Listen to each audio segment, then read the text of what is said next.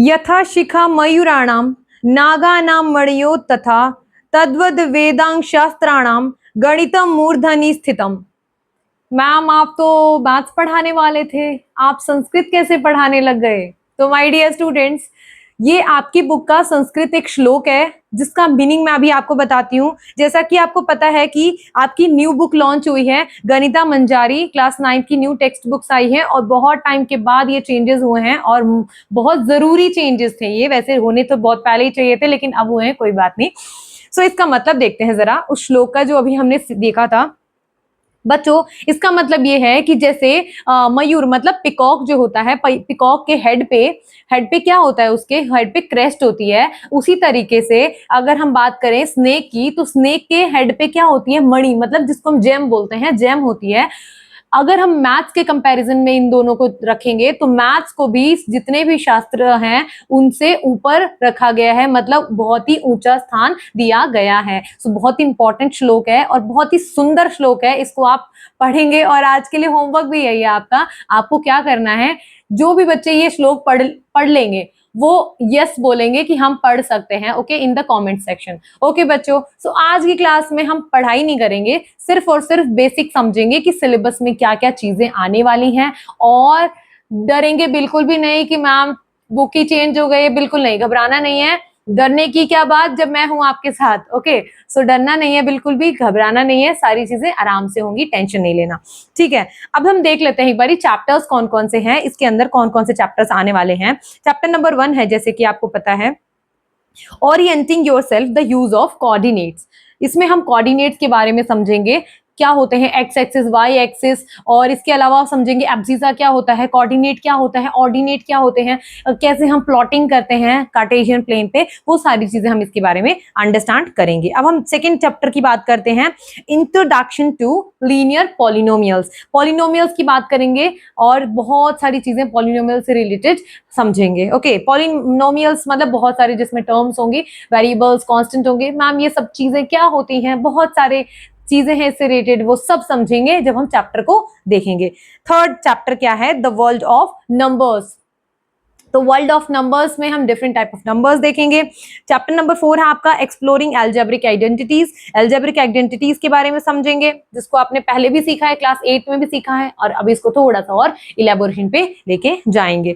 चलिए अब हम बात करते हैं चैप्टर नंबर 5 की, I am up and down, round and round, मतलब हम इसमें सर्कल्स की बात करेंगे। और चैप्टर नंबर 6 में हम समझेंगे measuring space, parameter and area. Chapter 7 है हमारा the mathematics of may be, introduction to probability. जो ये चैप्टर्स हैं, कुछ ऐसे चैप्टर्स हैं जो आपके न्यू आए हैं, जो कि पहले नहीं थे, वो रिलेटेड टू क्लास 10th है, ताकि आपका बेस यहीं पे बन जाए और क्लास 10th में आपको प्रॉब्लम ना हो। तो ये आपके लिए एक एडवांटेज है, ओके। अब हम बात करते हैं predicting what comes next, exploring sequence and progression. इसका मतलब है कि हम इसमें पढ़ेंगे एपी, अरिथमेटिक प्रोग्रेशन क्या होता है, ये सारी चीजें हम इसके बारे में अंडरस्टैंड करेंगे माय डियर स्टूडेंट्स। तो जैसे कि मैंने आपको बताया, देखिए सिलेबस में नो डाउट बहुत सारे चेंजेस हुए हैं, लेकिन आपको डरना बिल्कुल नहीं है। और दूसरी चीज क्या है कि आपको जो भी चीजें मैं करवा रही हूँ अपने टीचर पे भरोसा रख के उसको करते जाना है, और एग्जाम्पल्स को नहीं छोड़ना है, एग्जाम्पल्स को भी बहुत अच्छे से समझना है। बच्चों एक चीज ध्यान से समझ लीजिए कि अब जो है पैटर्न चेंज हो रहा है, और अब आपको वो रोट लर्निंग काम नहीं आएगा कि आपने रट लिया और फिर उसको लिख दिया एज इट इज। नहीं, अब आपको कॉन्सेप्चुअल क्लैरिटी होना जरूरी है।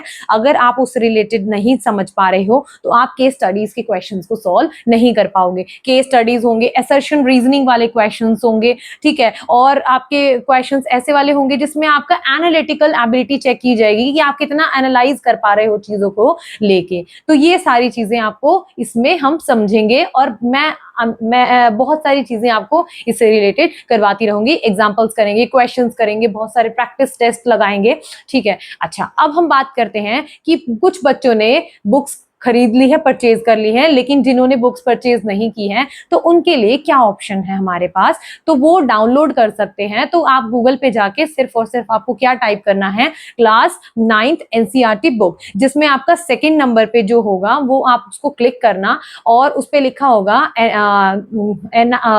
cbse.nic.in। उस पे जैसे ही आप क्लिक करेंगे तो आपको क्लास डालनी होगी अपनी, क्लास 9th, और सब्जेक्ट मैथ्स डाल देना, और सब आपकी थर्ड वाली जो बुक होगा, बुक आप अपना बुक का नाम डाल देना, और जैसे ही आप बुक का नाम मेंशन करोगे तुरंत क्या होगा, लास्ट में आपका पेज खुल जाएगा और मतलब वो बुक्स का नेम आ जाएगा, नंबर, चैप्टर नंबर्स के साथ साथ आ जाएगा, और लास्ट में लिखा होगा डाउनलोड बुक, कंप्लीट बुक। सो उसको आप डाउनलोड कंप्लीट बुक पे क्लिक करके उसको डाउनलोड कर लेना है, और उसके बाद आप डाउनलोड्स में जाके उसको एक्सट्रैक्ट कर सकते हैं। जैसे ही आप डाउनलोड वाला सेक्शन ओपन करेंगे उसमें आपको एक्सट्रैक्ट का ऑप्शन दिखेगा, और जैसे ही आपने एक्सट्रैक्ट किया उसमें नेम चेंज कर देना, उसमें लिख देना क्लास 9th एनसीईआरटी बुक्स। जैसे ही आप इसको करोगे आपकी बुक डाउनलोड हो जाएगी आपके फोन में, और आप उसको फिर एक्सेस कर पाओगे। Okay, so I just hope कि आप लोगों को जो चीजें मैंने समझाई हैं वो सारी चीजें समझ में आई हैं, और मेरे साथ पढ़ते रहेंगे और फुल ऑन धमाके के साथ, एनर्जी के साथ, बिल्कुल भी थकना नहीं है और बिल्कुल भी रुकना नहीं है, ठीक है।